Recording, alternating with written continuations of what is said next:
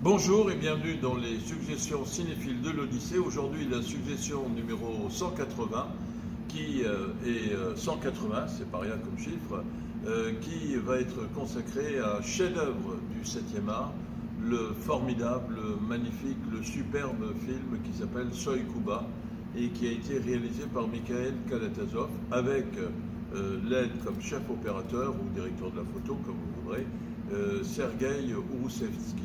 Les deux avaient déjà travaillé ensemble au film Grand Pass et Cigogne, qui est lui aussi un véritable et pur chef-d'œuvre.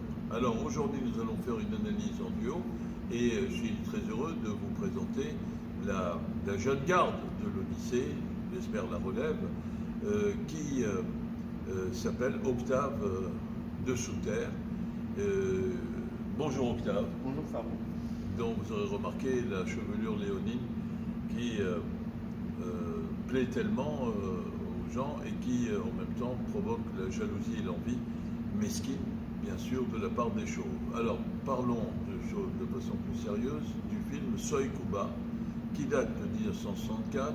Il a été préparé, réalisé, tourné, monté en 1963 et je précise que c'est tout juste après la crise des fusées de Cuba qui avait transporté la guerre froide, qui était à l'ordre du jour à l'époque, au bord d'une guerre chaude, violente et nucléaire.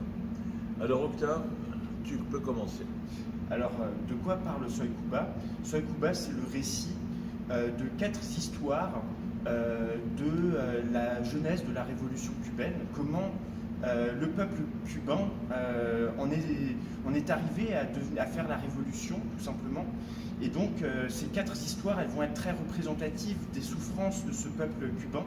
Donc, la première histoire, c'est l'histoire d'une jeune femme cubaine qui va danser dans un cabaret et qui va être abusée, exploitée, consommée par des impérialistes, par des étrangers américains ou autres qui vont profiter d'elle et qui vont visiter son quartier et qui vont donc découvrir la misère terrible dont ils sont en réalité les responsables. Le deuxième épisode, lui, se concentre sur les malheurs d'un vieux paysan dont la ferme appartient en réalité à un grand propriétaire terrien qui vient de racheter toutes les terres, enfin qui vient de revendre toutes les terres, excusez-moi, à une grande compagnie américaine. Et donc, ce qui va provoquer la ruine et l'endettement de ce paysan qui va finir donc là encore dans la misère la plus noire après avoir travaillé toute sa vie pour ce propriétaire terrien. Le troisième va tout simplement parler d'étudiants révolutionnaires qui vont être tentés par le terrorisme individuel. Est-ce qu'il faut abattre le dictateur? Et finalement, ils vont plutôt prôner la contestation de masse et les grandes manifestations, les grandes grèves, les mouvements sociaux. Et enfin, le quatrième, c'est un paysan qui va refuser tout d'abord l'engagement, qui va vouloir vivre en paix avec sa famille, jusqu'à ce que l'aviation de Batista donc le dictateur cubain qui était le dictateur qui était en place avant la révolution, va en fait bombarder ses terres et sa maison en pensant que des rebelles se cachent peut-être chez lui. Et ce bombardement va provoquer chez lui une prise de conscience révolutionnaire. Et donc à travers ces 4 histoires, on va vraiment voir cette conscience de classe et aussi nationale du peuple cubain qui va prendre conscience de ses intérêts. Et peu à peu, en fait, au fur et à mesure du film, on va avoir cette montée en puissance de ce peuple. Merci Octave. Alors donc reprenons un peu chacune des parties. Évidemment, il n'y a pas de sens à mettre un classement entre les parties, je préfère ceci. Ça ne sert à rien d'opposer les unes aux autres des parties qui participent de la même cohérence artistique et créatrice. Mais disons que la première partie est une partie que j'aime beaucoup, ainsi que les 3 autres d'ailleurs, comme ça il n'y a pas de jaloux, et qui est formidable, à la fois sur le plan du contenu et sur le plan des choix choix esthétiques. D'abord, par les choix esthétiques, c'est une partie qui, enfin un épisode, dirons-nous, qui se caractérise par une extraordinaire fluidité dans les mouvements de caméra. Or, il faut savoir qu'à l'époque, une caméra, cela pèse au moins 12 à 14 kilos. C'est pas comme les Steadicam qui existent aujourd'hui et qui font que c'est très facile à porter et à bouger avec une caméra qu'on porte à l'épaule ou sur le dos, accrochée au dos plutôt. C'était quelque chose de lourd, bien. Et il y a plusieurs plans séquences. Vous savez que le plan séquence, c'est l'ensemble des images entre le moment où la caméra se déclenche et pour filmer, et le moment où elle s'arrête de filmer. Et que c'est des segments, si vous voulez, qui ne sont pas soumis au découpage du montage. Et bien là, on voit qu'il y a une véritable chorégraphie, un lyrisme des mouvements de caméra, un lyrisme chorégraphique, dirais-je, des mouvements de caméra, et notamment avec plein de... et on voit déjà que dans ce paysage idyllique, eh bien, il y a, comment dire, ceux qui ont visiblement l'argent, et les autres qui sont les personnes qui sont heureuses d'être là, c'est-à-dire des jolies et belles jeunes filles qui sont toutes des cubaines. Bien. Et donc, et suggérer le fait qu'il y a certes une relation de coopération entre les deux, mais autour de cette piscine, de cette surprise partie en plein air, en plein jour, il y a un déséquilibre, il y a une inégalité qui existe.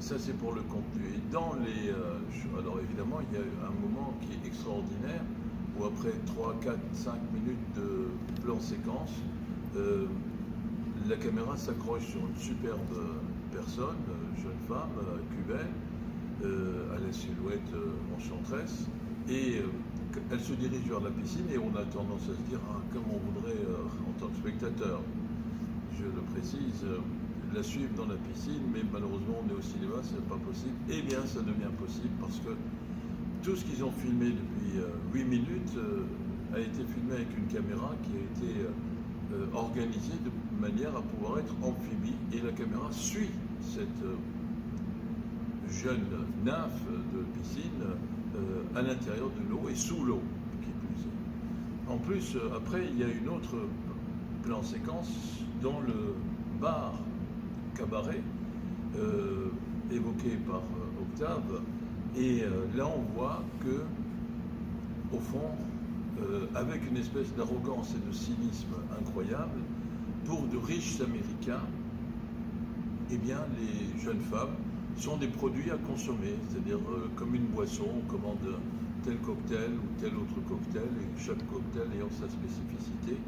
Et c'est là qu'on voit apparaître Maria, qui est une jeune et très belle métisse cubaine, et qui se fait appeler pour son travail Betty, et qui, pour l'argent, va être amenée à se prostituer. Un petit problème technique, ça arrive, donc poursuivons.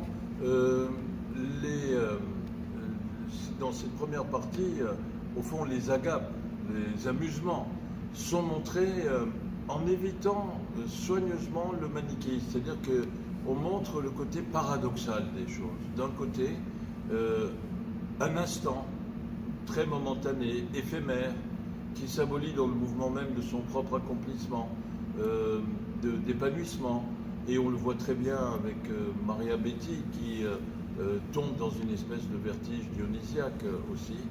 Et de l'autre, on voit le cynisme arrogant, fondé sur la certitude que la détention de l'argent est le fondement de toute puissance et de la toute-puissance.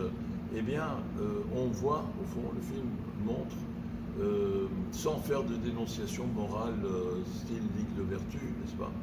Eh bien, que c'est peut-être un paradis, mais ce n'est rien d'autre qu'un paradis artificiel, c'est-à-dire qui ne dure pas. Et que ce paradis artificiel, comme toute médaille, a son revers.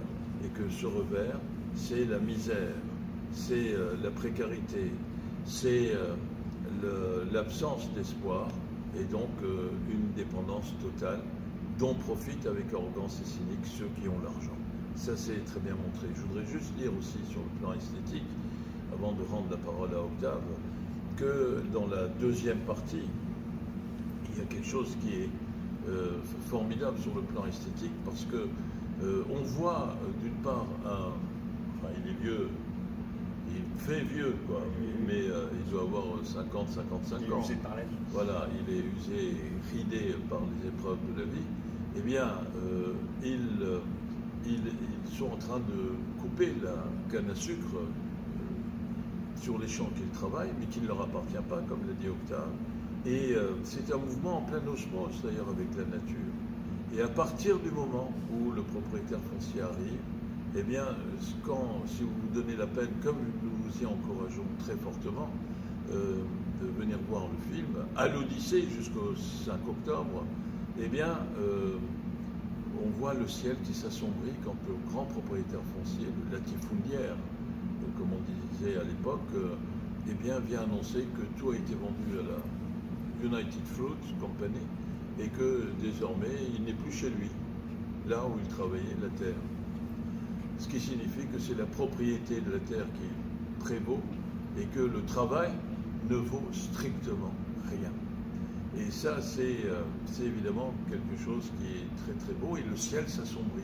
C'est toujours le même ciel bleu éclatant, suppose-t-on, le soleil formidable, radieux, et soudain, eh bien, cette façon différente de filmer le ciel, eh bien, exprime la tourmente, la tempête qui agite l'intérieur des émotions, des pensées et des sentiments de cet agriculteur. Mais sur cette partie, tu voulais peut-être rajouter quelque chose? Oui, tout à fait. Moi, c'est une des parties que je préfère. Et je trouve avec toutes les autres. Avec toutes les autres, bien sûr, mais c'est sans doute celle qui me touche le plus à titre personnel, avec cet homme et ses deux enfants. Et en fait, je pense que c'est dans cet épisode qu'on voit à quel point Kalatozov maîtrise son art, parce que on commence cet épisode avec un flashback très court de la vie de ce paysan, où en quelques images muettes, on va saisir tout le drame de sa vie, tous ses espoirs et toutes ses désillusions. Et ensuite, on va donc se concentrer sur cette plantation de canne à sucre. Lorsque lui et ses enfants coupent la canne à sucre, il va y avoir tout un travail sur le son, et on va avoir l'impression que c'est comme une musique. Le montage va peu à peu s'accélérer, et les images aussi. Donc cette fièvre de la canne à sucre qu'on coupe du travail bien fait, du travail paysan. Et on va aussi avoir tout un jeu sur les angles, sur les contre-plongées. Donc la contre-plongée, c'est quand la caméra part du bas pour filmer un personnage. Vers le haut. Enfin oui, part du bas vers le haut. Et donc on va avoir un duel entre ce paysan filmé en contre-plongée et le propriétaire qui lui aussi sera en contre-plongée depuis son cheval. Et ces deux figures imposantes qui ont chacun l'un a une dignité naturelle, c'est la dignité du peuple, et l'autre qui a uniquement une autorité fondée sur le pouvoir et sur l'argent usurpé, on va dire. Et donc toutes ces techniques vont vraiment en quelques plans montrer le drame qui se joue à ce moment-là dans la vie de ce monsieur. Vous voyez, c'est pas donné à tout le monde de faire des plans séquences, puisque là, contrairement au film de Kalatozov, on a eu un problème sur notre caméra appareil portable téléphonique. Alors, ce que je voulais rajouter sur la deuxième partie, si tu m'y autorises, cher Octave, c'est qu'il y a à la fois une touche ironique, parce que les deux enfants, le garçon et la fille de cet agriculteur, eh bien, ils ont tellement confiance en leur papa que quand ils ne comprennent pas que le désespoir le pousse à les envoyer au village pour boire, danser, écouter de la musique, parce qu'il va être soumis à une folie meurtrière, ça se termine tragiquement, mais on ne va pas vous raconter le détail, évidemment. Eh bien, la première chose qu'ils commandent, c'est du Coca-Cola. Quand ils arrivent au village, il y a jukebox qui fait jouer de la musique et la jeune fille danse. Il y a une espèce d'innocence ingénue qui est extraordinaire et permettrait au papa que je suis d'être particulièrement touché quand les deux, qui doivent avoir 20 ans à peu près, disent papa, papa, parce qu'on devine derrière ce papa que c'est leur seul soutien, puisque la mère est singulièrement absente, probablement parce qu'elle est morte, et qu'elle est morte à cause des conditions de vie très éprouvantes que subit cette famille, qui est tout à fait le symbole de la population cubaine. Soy Cuba. Alors, passons à la troisième partie. Je crois que Octave, tu voulais dire quelque chose. Oui, donc cette partie donc, qui raconte un petit peu le destin d'un étudiant révolutionnaire qui va d'abord être tenté par l'assassinat de Batista, tout simplement, et qui va ensuite... Et de ses sbires. Et qui va ensuite participer à des manifestations et qui va se découvrir tribun. La scène vraiment impressionnante, c'est la scène où il va tout à coup enflammer les masses suite à la mort de deux de ses amis. Et là encore, on a la voix off, cette voix off qui revient tout au long du film, qui va dire « Soy Cuba ». Et cette voix va parler pendant son discours, et donc il y a le silence. Et tout à coup, la voix s'arrête et on entend la foule crier. Puis de nouveau le silence et cette voix off qui parle, et de nouveau la foule qui scande des slogans révolutionnaires et qui se met en marche en chantant des chants révolutionnaires et qui va ensuite affronter la police dans un plan séquence très impressionnant. Et avec cet étudiant, ce protagoniste de cet épisode, qui va tenir une colombe qui vient d'être abattue par la police. Donc là, on retrouve une colombe blanche. Et c'est un renvoi au fameux cheval blanc dans le film Octobre d'Eisenstein aussi. Tout comme les escaliers renvoient au cuirassé côté. Les escaliers de l'université que descendent les manifestants étudiants pour tenir tête à la police qui les somme de se disperser. Oui. Voilà, et plus tard, dans cet épisode, on va avoir un cercueil qui va être un tombeau, un cercueil. Un cercueil. Pardon, j'ai déjà fait cette erreur. Un cercueil qui va être accompagné par la foule avec le drapeau cubain.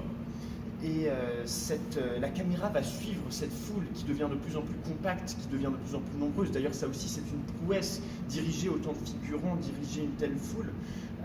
Et la caméra va peu à peu monter par-dessus les immeubles, va passer au-dessus des balcons, et on va même découvrir une manufacture de cigares, je crois, avec tout à coup ces travailleurs de la manufacture qui vont eux aussi suspendre des drapeaux cubains du haut de leur immeuble, et tout ça en un seul plan.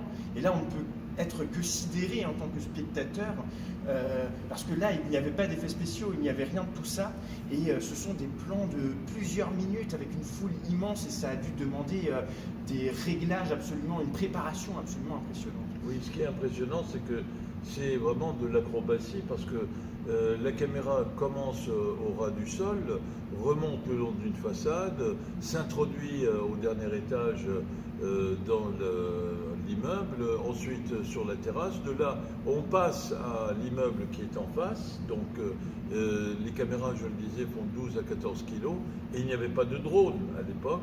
Et ensuite, eh bien, on ressort de cette fameuse atelier pour rouler les cigares.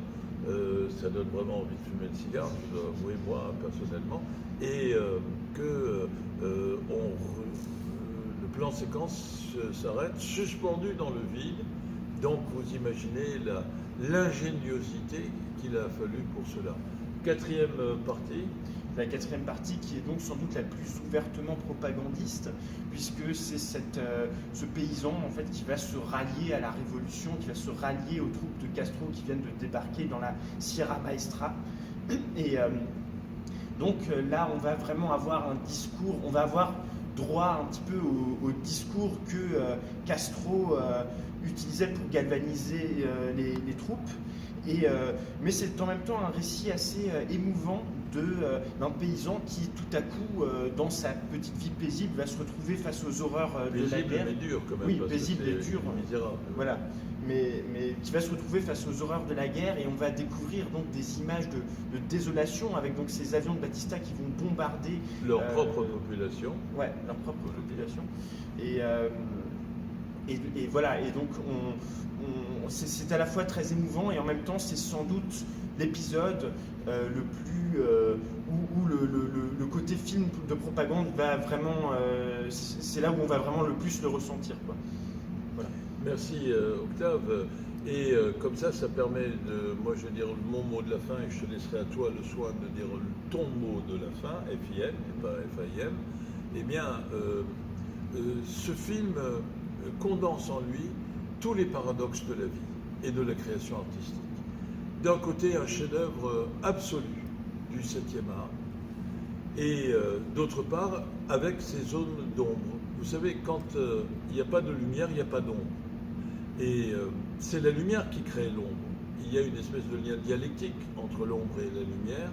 Alors évidemment, il y a ce côté propagandiste. Alors c'est un film qui avait été commandité par, à l'époque de Khrouchtchev.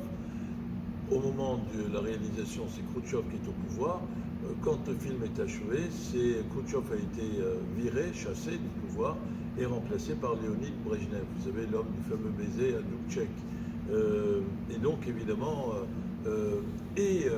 Fidel Castro à Cuba et le nouveau régime, enfin la nouvelle, j'allais dire clique, pourquoi pas, mais le nouveau clan au pouvoir en Russie, en URSS, eh bien, n'aime pas ce film.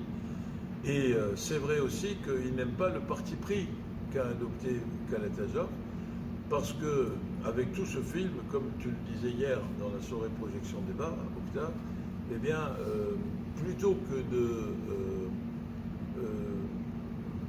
présenter les succès, les réalisations de la toute jeune révolution cubaine, ce qu'aurait probablement voulu, au nom d'une propagande officielle, Castro, eh bien, le film choisit de montrer pourquoi il y a eu cette indignation collective et cette révolte, cette rébellion qui a conduit à la victoire de la révolution castriste. Et c'est évidemment beaucoup plus intelligent, c'est beaucoup plus intéressant aussi, mais c'est moins conforme aux exigences de propagande. Alors, c'est un film magnifique à l'arrivée, où il y a des fulgurances tranchantes comme l'acier, absolument géniales sur le plan esthétique, sur le plan du contenu et de l'analyse politique qui est proposé aussi. Et puis, il y a aussi quelques ombres, mais qui mettent davantage encore en lumière la créativité et l'esthétique formidable de ce film. Ce qui est fort, effectivement, que le film va montrer, et c'est ce qui va transcender la propagande, c'est vraiment le fait qu'il se concentre sur les souffrances du peuple. Et au-delà de ça, le film est absolument magnifique. C'est sans doute quelques-uns, vous verrez sans doute quelques-uns des plus beaux plans que vous pourrez voir dans une vie de spectateur de cinéma. Donc rien que pour ça, il faut voir ce film. Et c'est un film qui reste d'une force extraordinaire et un film aussi d'un art total où tout est parfait. La musique, la poésie aussi des dialogues, et puis bien sûr les couleurs du noir et blanc. Voilà, le noir et blanc qui est absolument fabuleux. Et donc pour toutes ces raisons, je vous recommande Seuil Cuba à l'affiche jusqu'au 5 octobre, parce que ce sera sans doute un choc esthétique, politique. Assurément, pas sans doute, assurément. Assurément. Voilà. Merci, cher Octave. Merci. À bientôt. Au revoir. Au revoir.